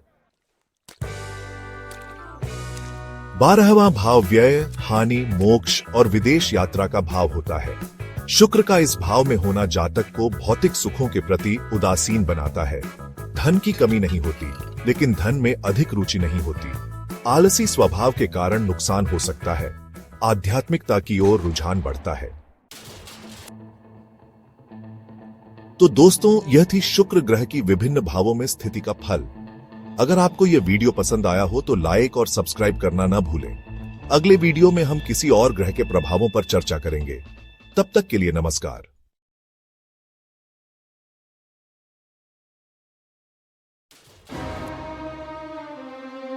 जय माई की दोस्तों, राहु के सभी भावों का रहस्य। आज हम एक ऐसे ग्रह के बारे में बात करेंगे जो रहस्य और अचानक बदलाव का कारक माना जाता है, राहु। क्या आप जानते हैं कि राहु आपके जीवन के विभिन्न पहलुओं को कैसे प्रभावित करता है? हर भाव में इसका फल अलग होता है और आज हम इसी पर प्रकाश डालेंगे। चलिए शुरू करते हैं इस गूढ़ यात्रा को और समझते हैं राहु के रहस्यों को। प्रथम भाव, जिसे लग्न भाव भी कहते हैं, आपकी जन्म कुंडली में आपकी पहचान, व्यक्तित्व और शारीरिक बनावट को दर्शाता है। अगर आपकी कुंडली में राहु प्रथम भाव में विराजमान है और बलवान है, तो आप एक धनी, साहसी और बलवान व्यक्ति बनेंगे। आप में दया और करुणा कूट कूट कर भरी होगी। आपका व्यक्तित्व चुंबकीय होगा और लोग आपकी ओर आकर्षित होंगे। लेकिन अगर राहु प्रथम भाव में अशुभ या नीच का हो, तो यह कुछ चुनौतियां भी ला सकता है। आपको मस्तिष्क से जुड़ी परेशानियां, सिरदर्द या मुख पर कोई जन्म चिन्ह हो सकता है। यह ध्यान रखना महत्वपूर्ण है कि ये सिर्फ सामान्य भविष्यवाणियां हैं। राहु का वास्तविक प्रभाव आपकी पूरी कुंडली के अध्ययन के बाद ही बताया जा सकता है। अब बात करते हैं दूसरे भाव की, जो धन, वाणी और परिवार का भाव माना जाता है। यदि आपके दूसरे भाव में राहु विराजमान है और यह शुभ फलदायी है, तो आप एक अच्छे वक्ता, कलाकार और विचारशील व्यक्ति होंगे। आपकी वाणी में मिठास होगी और आप अपने शब्दों से लोगों को प्रभावित कर पाएंगे। लेकिन अगर राहु इस भाव में अशुभ या नीच का हो, तो यह धन हानि, पारिवारिक कलह और वाणी दोष का कारण बन सकता है। आप गलत संगति में पड़ेच सकते हैं और अनैतिक कार्यों में लिप्त हो सकते हैं। हकलाना, तुतलाना या बोलने में दिक्कत आना भी राहु के अशुभ प्रभाव का संकेत हो सकता है। यह भी देखा गया है कि ऐसे जातक कभी कभी चोरी या अन्य अपराधों में भी लिप्त हो जाते हैं और जेल की यात्रा भी करनी पड़ सकती है। जीवन में पराक्रम, साहस और छोटी यात्राओं का कारक है तृतीय भाव। अगर आपकी कुंडली में राहु तृतीय भाव में है और यह बलवान है, तो यह आपको एक साहसी, पराक्रमी और प्रतिष्ठित व्यक्ति बनाता है। आप में नए नए क्षेत्रों को एक्सप्लोर करने की इच्छा होगी और आप चित्रकला या फोटोग्राफी जैसे रचनात्मक क्षेत्रों में भी रुचि लेंगे। लेकिन अगर राहु यहां अशुभ या निर्बल है, तो यह आपके भाई बहनों के साथ रिश्तों में खटास ला सकता है। आपको अपने व्यवसाय या करियर में भी अनेक बाधाओं का सामना करना पड़ सकता है। चतुर्थ भाव, जिसे सुख भाव भी कहते हैं, आपकी माता, घर परिवार, वाहन और सुख सुविधाओं को दर्शाता है। अगर राहु इस भाव में शुभ और बलवान है, तो यह आपको माता का लाडला बनाता है और पिता के साथ आपके संबंध मधुर रहते हैं। आप सुंदर घर और वाहन के मालिक बनेंगे और जीवन में सभी भौतिक सुखों का आनंद उठाएंगे। लेकिन अगर राहु यहाँ अशुभ या पीड़ित है, तो यह माता के स्वास्थ्य में गिरावट, घर में क्लेश और मानसिक अशांति का कारण बन सकता है। कभी कभी यह दो विवाह का भी योग बनाता है, जो आपके वैवाहिक जीवन में उथल पुथल ला सकता है। पंचम भाव, जिसे संतान और शिक्षा का भाव कहते हैं, आपकी रचनात्मकता, प्रेम संबंधों और संतान सुख को दर्शाता है। अगर आपकी कुंडली में राहु पंचम भाव में शुभ और बलवान है तो यह आपको नाटक, संगीत या चित्रकला जैसे क्षेत्रों में रुचि दिलाता है। आप भाग्यशाली रहेंगे और आपका जीवन आनंद और उत्साह से भरा होगा। लेकिन अगर राहु यहाँ अशुभ या निर्बल है तो यह संतान प्राप्ति में देरी या अन्य बाधाएं, प्रेम संबंधों में असफलता और रचनात्मकता में कमी ला सकता है। कभी कभी यह आपको क्रूर और स्वार्थी बना सकता है और आपको हृदय रोग या उदर रोग जैसी स्वास्थ्य समस्याओं का सामना भी करना पड़ सकता है। छठा भाव, जिसे रोग, रण और शत्रु का भाव कहते हैं, आपके स्वास्थ्य, प्रतिस्पर्धा और दैनिक जीवन के संघर्षों को दर्शाता है। अगर आपकी कुंडली में राहु छठे भाव में शुभ और बलवान है तो यह आपके शत्रुओं को परास्त करने में आपकी मदद करता है। आप अपने प्रतिद्वंदियों पर विजय प्राप्त करेंगे और जीवन में सफलता की नई ऊंचाइयों को छुएंगे। लेकिन अगर राहु यहाँ अशुभ या निर्बल है तो यह आपको कमर दर्द, दांतों की समस्या या आंखों से जुड़ी बीमारियों से ग्रस्त कर सकता है। जीवन साथी, व्यापार और साझेदारी का कारक है सप्तम भाव। यदि आपके सप्तम भाव में राहु विराजमान है और यह शुभ फलदायी है तो आपका वैवाहिक जीवन सुखी और समृद्धिशाली होगा। आप एक प्रसिद्ध और प्रभावशाली व्यक्ति बनेंगे। लेकिन अगर राहु इस भाव में अशुभ या नीच का हो तो यह वैवाहिक जीवन में तनाव, व्यापार में हानि और साझेदारी में धोखा दे सकता है। आपका जीवन साथी संकीर्ण विचारों वाला हो सकता है और आपके रिश्ते में कड़वाहट आ सकती है। ध्यान रखें, राहु के प्रभावों को कम करने के लिए ज्योतिष में उपाय बताए गए हैं। अष्टम भाव, जिसे आयु, रहस्य और अचानक घटनाओं का भाव कहते हैं, आपकी आयु अचानक धन लाभ या हानि और गुप्त विद्याओं में रुचि को दर्शाता है। अगर आपकी कुंडली में राहु अष्टम भाव में शुभ और बलवान है तो यह आपको दीर्घायु, अचानक धन लाभ और गूढ़ विद्याओं में सिद्धि प्रदान करता है। लेकिन अगर राहु यहाँ अशुभ या निर्बल है तो यह दुर्घटना, बीमारी, ऋण और मानसिक तनाव का कारण बन सकता है।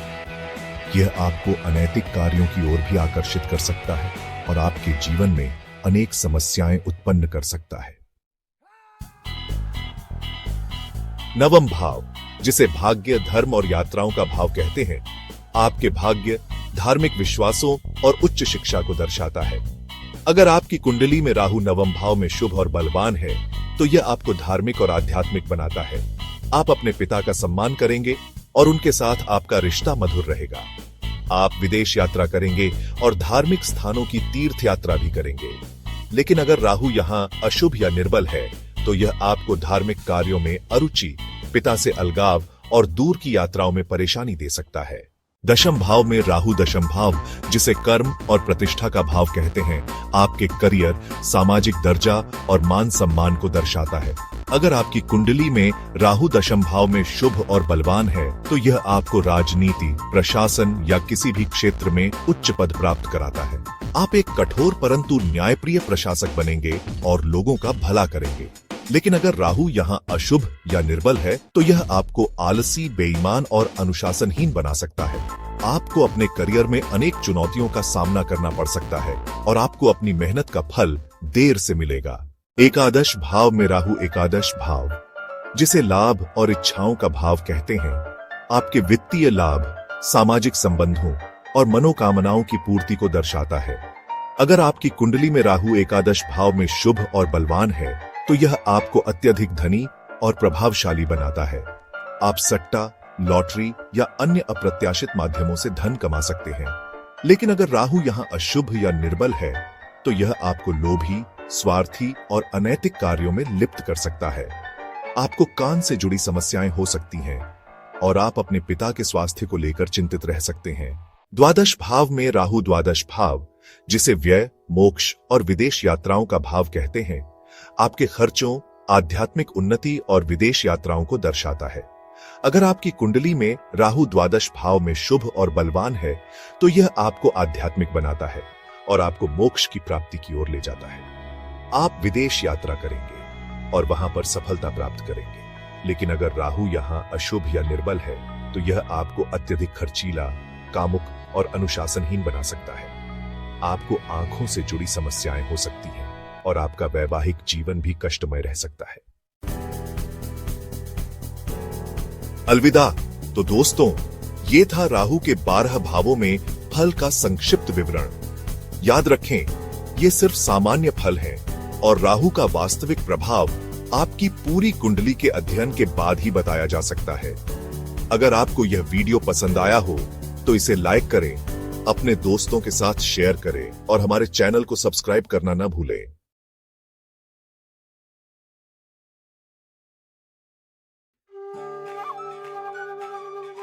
जय मायकी।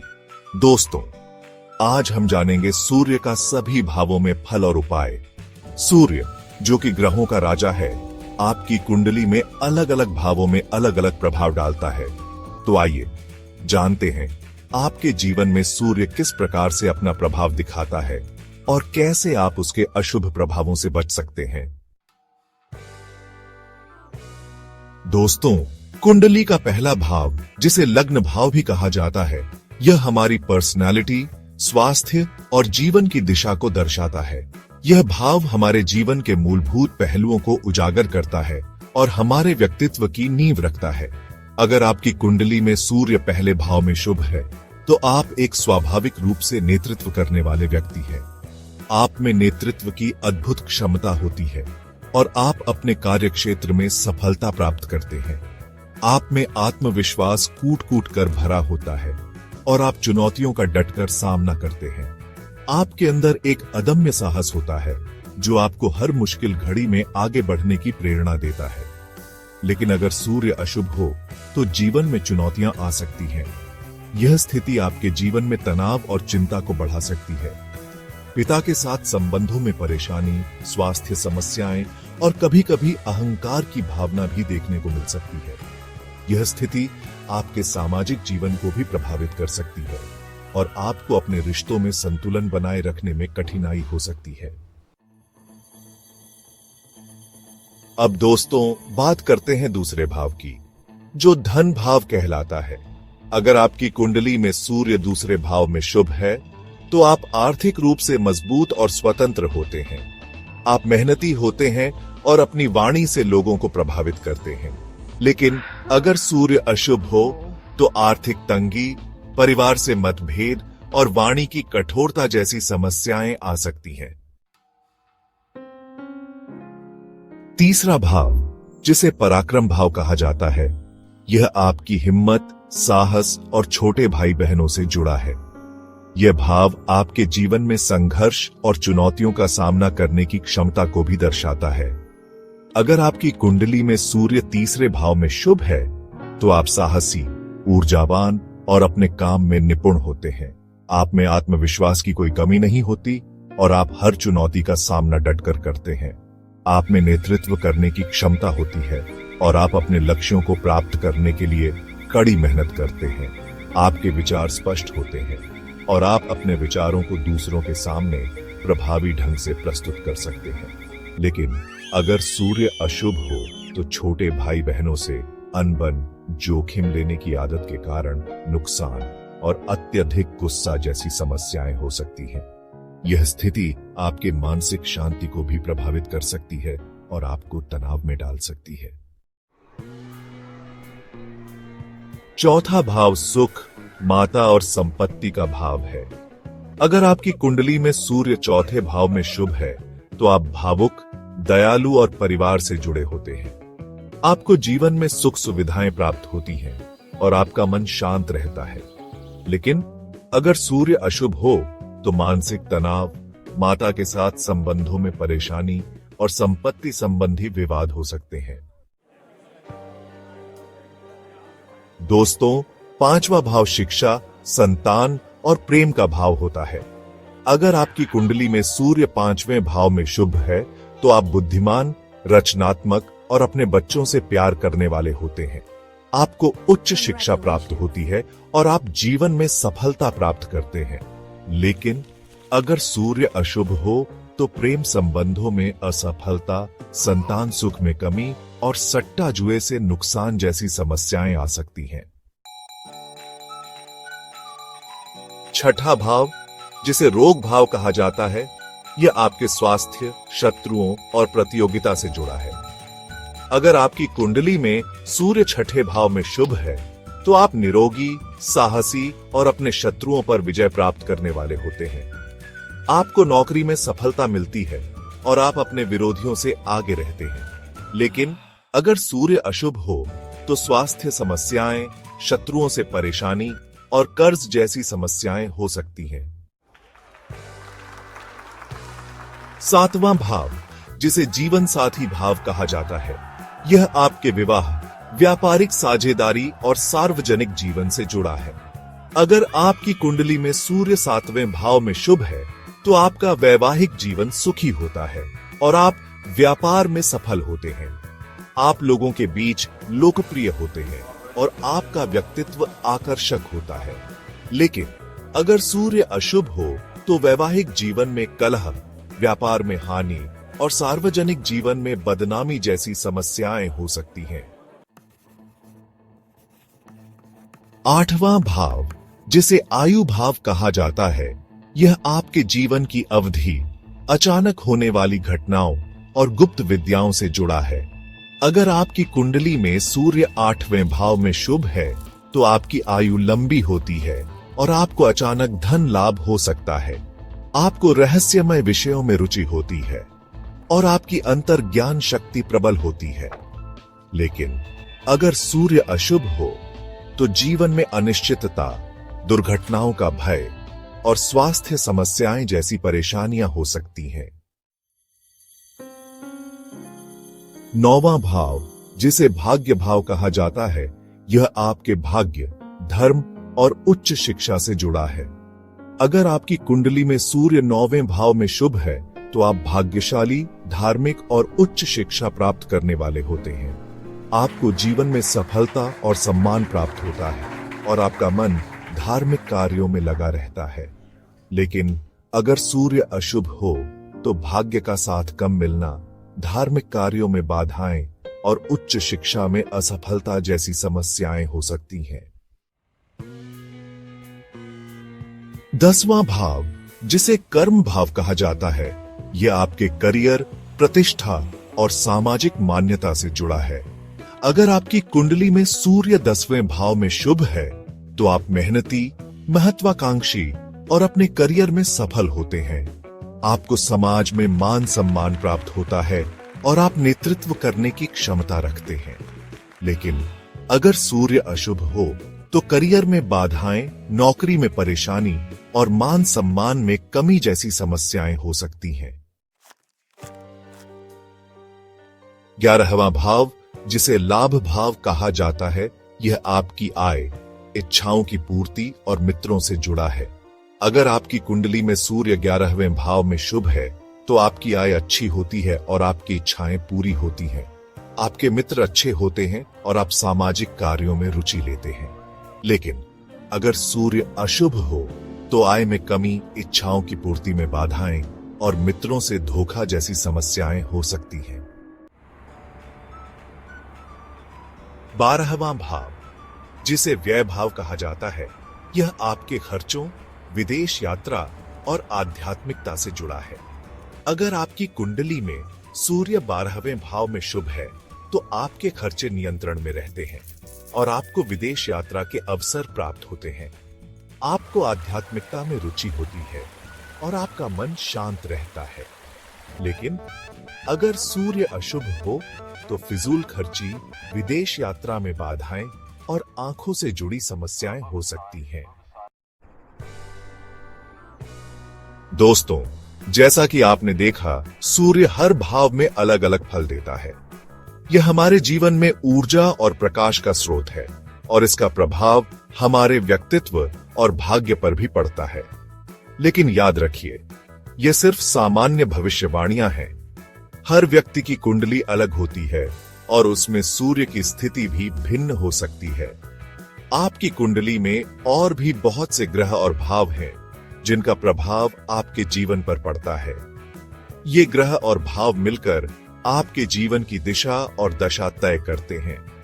इसलिए किसी भी निष्कर्ष पर पहुंचने से पहले अपनी पूरी कुंडली का विश्लेषण किसी ज्योतिषी से अवश्य करवाएं। एक अनुभवी ज्योतिषी आपकी कुंडली का गहराई से अध्ययन कर सकता है और आपको सही मार्गदर्शन दे सकता है। और हाँ, अगर आपकी कुंडली में सूर्य अशुभ फल दे रहा है तो निराश होने की जरूरत नहीं है। हर समस्या का समाधान होता है और ज्योतिष में इसके लिए कई उपाय बताए गए हैं। ज्योतिष में हर समस्या का समाधान होता है। सही उपाय और मार्गदर्शन से आप अपने जीवन में सकारात्मक बदलाव ला सकते हैं और सूर्य के अशुभ प्रभाव को कम कर सकते हैं।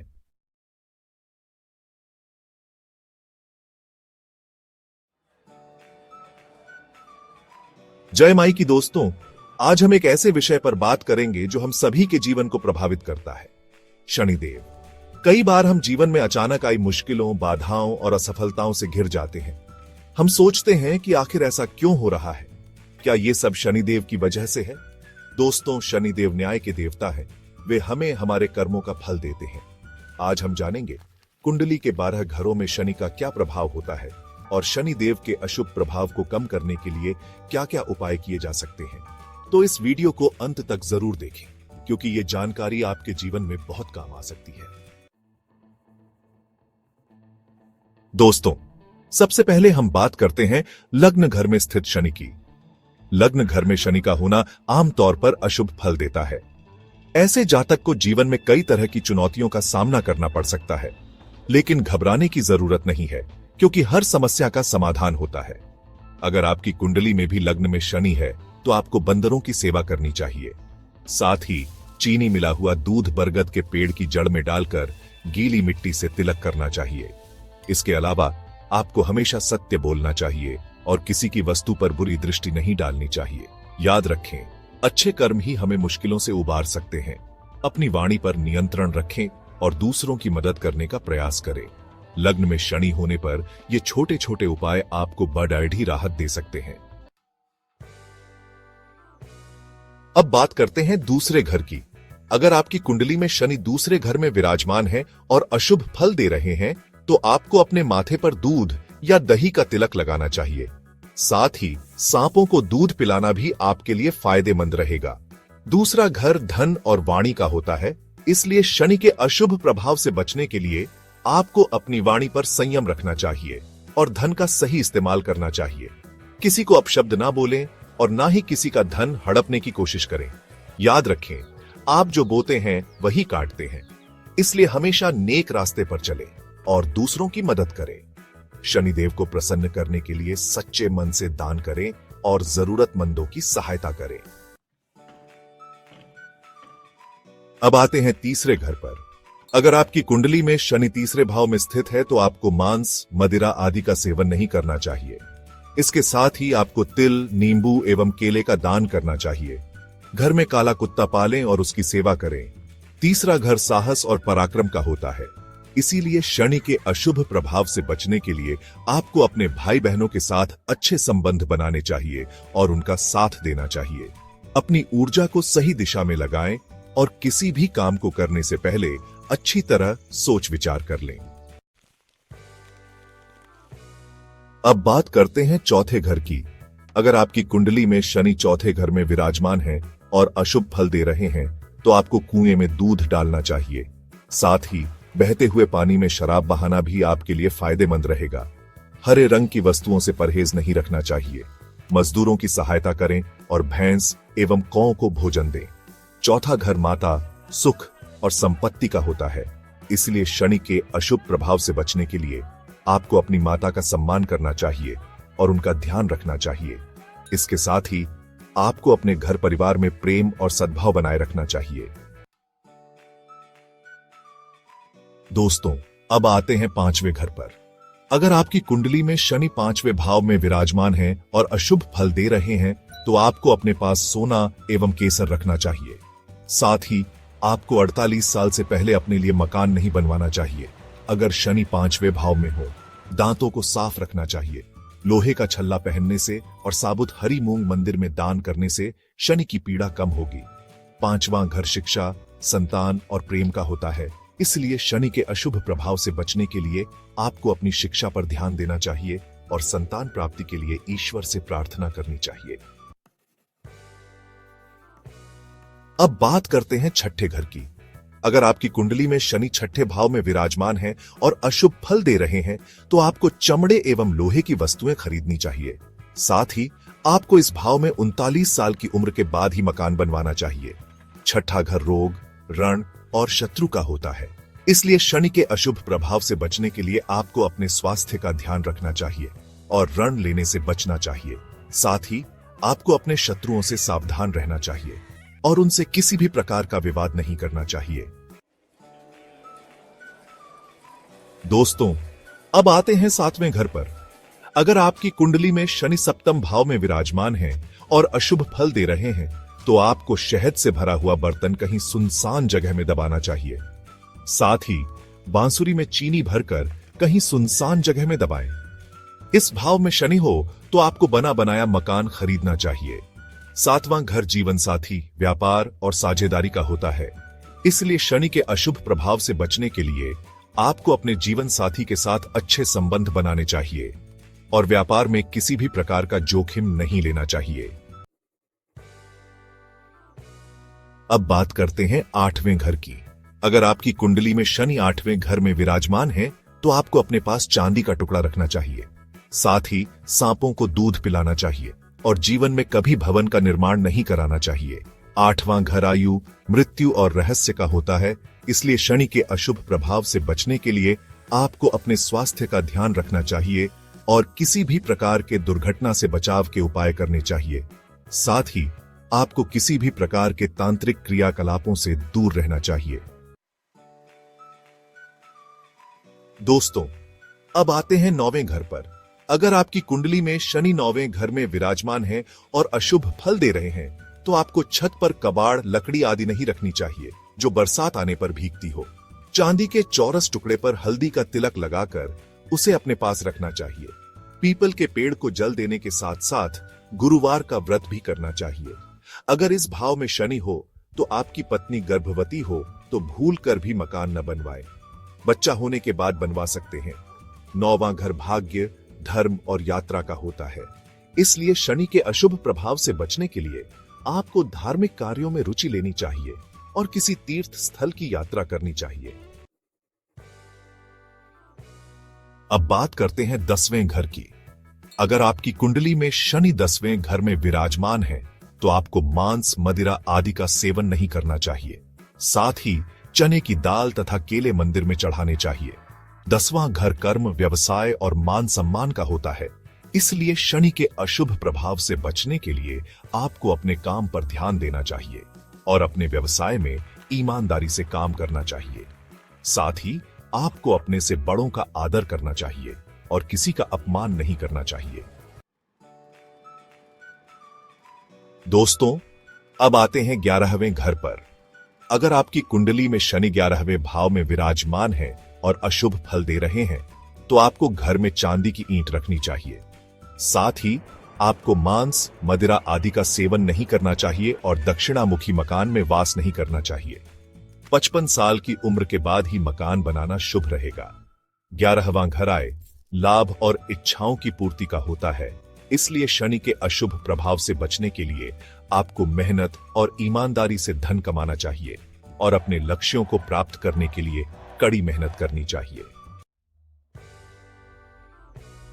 अब बात करते हैं 12वें घर की। अगर आपकी कुंडली में शनि 12वें भाव में विराजमान है और अशुभ फल दे रहे हैं, तो आपको कभी झूठ नहीं बोलना चाहिए। साथ ही मांस, मदिरा, अंडे का सेवन नहीं करना चाहिए। 12वां घर मोक्ष, व्यय और विदेश यात्रा का होता है, इसलिए शनि के अशुभ प्रभाव से बचने के लिए आपको आध्यात्मिकता की ओर ध्यान देना चाहिए और अपने जीवन को एक नई दिशा देने का प्रयास करना चाहिए। साथ ही आपको किसी भी प्रकार के व्यर्थ के खर्चों से बचना चाहिए और विदेश यात्रा करने से पहले अच्छी तरह सोच विचार कर लेना चाहिए। दोस्तों, शनिदेव को प्रसन्न करना कठिन हो सकता है, लेकिन असंभव नहीं। शनिदेव के इन उपायों को अपनाकर आप अपने जीवन में शांति और समृद्धि ला सकते हैं। याद रखें, शनिदेव हमारे कर्मों के हिसाब से फल देते हैं, इसलिए हमेशा नेक रास्ते पर चलें और अच्छे कर्म करें। अगर आपको यह वीडियो पसंद आया हो तो लाइक और सब्सक्राइब करना न भूलें। धन्यवाद।